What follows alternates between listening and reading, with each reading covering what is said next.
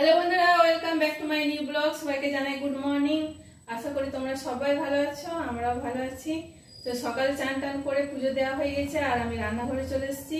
মুড়ি খাওয়ার জন্য একটু পেঁয়াজি করব, সেই জন্য পেঁয়াজ আমি কেটে নিয়েছি। পেঁয়াজ আর কাঁচা লঙ্কা দিয়ে বেসন দিয়ে ভালো করে মেখে নিয়েছি।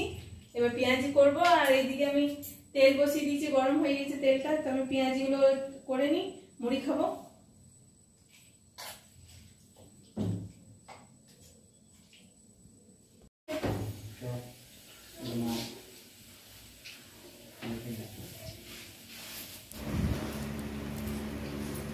পেঁয়াজি হয়ে গেছে করা। এবার অন্বেষা মনীষা আমি খেয়ে নিব। ওইদিকে দিয়ে দিই, মুড়ি দিয়ে দিয়েছি।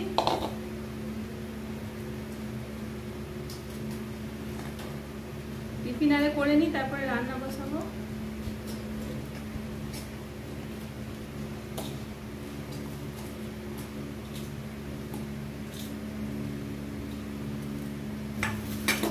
আর এদিকে বাবা এসছে, চপ নিয়ে এসছে, চপ একটা করে দিই।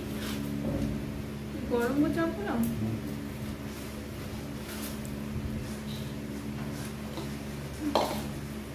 টিফিন আরে করে আমি তাড়াতাড়ি রান্না বসিয়ে দিয়েছিলাম। আর রান্না টান্না সবকিছু কমপ্লিট হয়ে গেছে। আর দুপুরে আমাদের খাওয়া দাওয়া কমপ্লিট হয়ে গেছে। বাসন টাসন ধুলাম, বাসনটা ধুয়ে পরে রুমে চলেছে একটু শোবার জন্য। তো একটু শুই।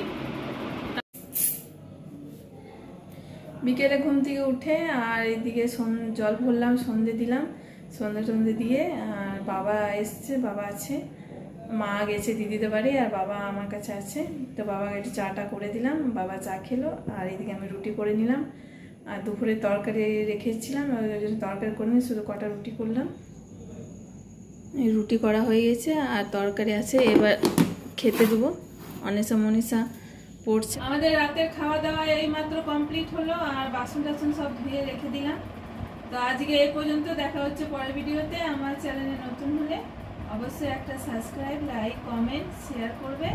আর সবাইকে জানাই গুড নাইট, বাই।